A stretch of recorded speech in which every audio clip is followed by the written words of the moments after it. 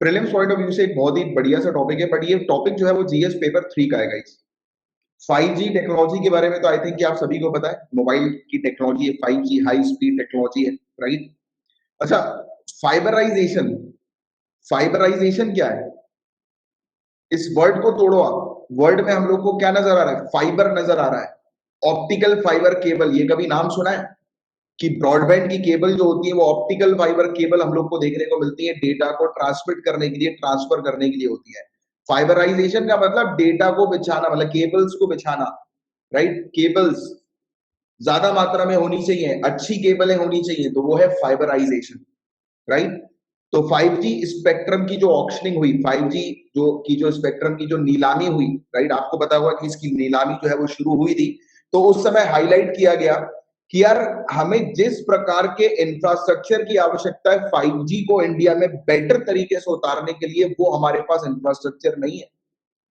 मतलब जिस प्रकार की केबल्स चाहिए, ऑप्टिकल फाइबर केबल जिस तरीके की चाहिए, जितनी ज्यादा मात्रा में चाहिए 5G को सक्सेसफुल बनाने के लिए इंडिया में, तो वो उतनी अच्छी नहीं है हमारे पास, उतनी ज्यादा मात्रा में नहीं, उतनी पर्याप्त नहीं है, राइट। तो ये चीज जो है वो यहां पर नजर आई। तो फाइबराइजेशन की सिंपल में अगर आपको डेफिनेशन समझाऊं, तो ये एक प्रोसेस है जिसके माध्यम से रेडियो टावर्स को कनेक्ट किया जाता है ऑप्टिकल फाइबर केबल्स की मदद से। तो ये है फाइबराइजेशन, कि रेडियो टावर्स को आपस में कनेक्ट करना, और इससे भारी मात्रा में, लार्ज मात्रा में डेटा जो होता है वो मतलब यूज होता है, फ्लो होता है डेटा का, राइट। तो समझ में आ गया आपको फाइबराइजेशन क्या है? तो देखो, घबराया मत किया करो, वर्ड देखो, उस वर्ड को बेसिकली तोड़ो, तोड़ोगे तो पूरा सिंपल लगने लगेगा टॉपिक। तो देखिए कितना सिंपल आपको लगा टॉपिक, इसमें अगर आपको कोई डाउट अभी तक तो पूछ लो।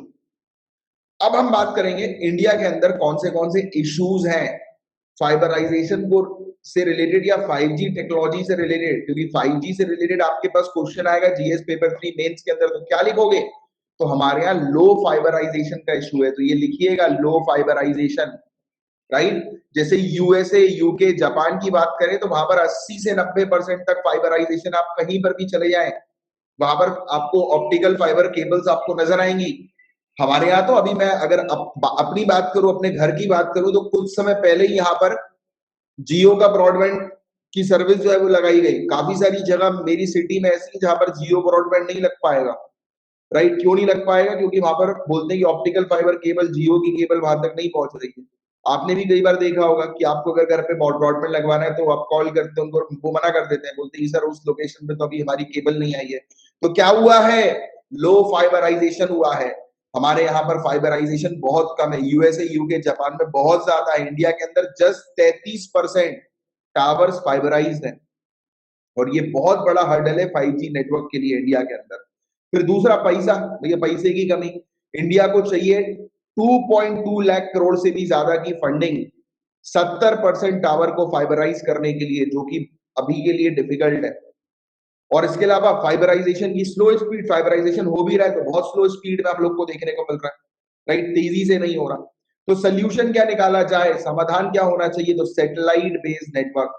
भैया आपके पास केबल की दिक्कतें आ रही हैं, तो एक काम करते हैं, हम सैटेलाइट के माध्यम से इंटरनेट प्रोवाइड कराएंगे। जैसे आपको शायद पता हो, आपने पहले क्लासेस मेरी अटेंड करी होंगी, तो आपको लो अर्थ ऑर्बिट पर हम लोग सैटेलाइट रख रहे हैं, सैटेलाइट को प्लेस कर रहे हैं इंटरनेट सर्विसेज प्रोवाइड कराने के लिए रिमोट एरियाज में, दूर दराज के एरियाज में। शायद आपको पता होगा, इस न्यूज से आप अवेयर होंगे, राइट।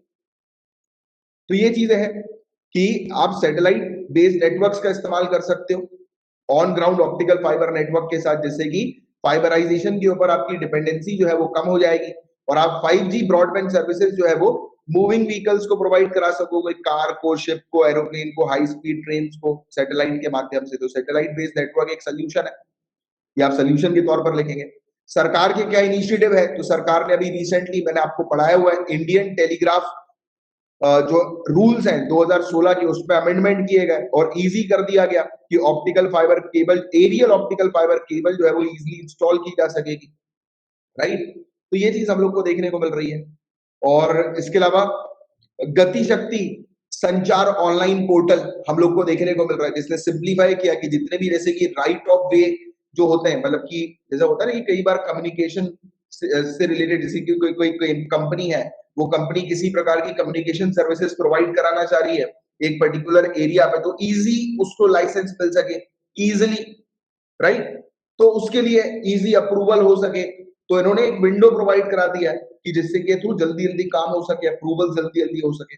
तो उसको लेकर ये ऑनलाइन पोर्टल है, ऑनलाइन कंपनी। फिर भारत नेट के बारे में तो आप जानते हैं, इसकी तो बड़ी बेइज्जती भी हुई है भारत नेट की, अपन ने लेक्चर के दौरान बेइज्जती करी है इसकी, कि इतना पैसा खाया भारत नेट प्रोजेक्ट में इन लोगों ने, अथॉरिटीज ने, की भैया हम कंप्लेन कर रहे हैं कि हमारे पैसे की कमी है, बट भारत नेट प्रोजेक्ट में 12 बजा के रखी है, काम कुछ हुआ नहीं, और बिल इतना तगड़ा दिया इन लोगों ने जिसकी कोई हद नहीं। याद है आपको, मेरे जो रेगुलर स्टूडेंट्स हो आप लोग, आपको शायद पता होगा कि भारत नेट ने क्या धज्जियां उड़ा के रखी थी, राइट? तो इसका विजन था कि हर एक गांव को ऑप्टिकल फाइबर केबल से कनेक्ट करेंगे 1000 दिन में, घंटा 1000 दिन में कनेक्ट किया इन लोगों ने। चलो एनीवेज, तो ये थे कुछ इनिशिएटिव्स जिसके बारे में आपको आइडिया होना चाहिए, और फाइबराइजेशन का ये टॉपिक था। उम्मीद करता हूँ पूरी चीज आपको अच्छे से क्रिस्टल क्लियर समझ में आ गई होगी।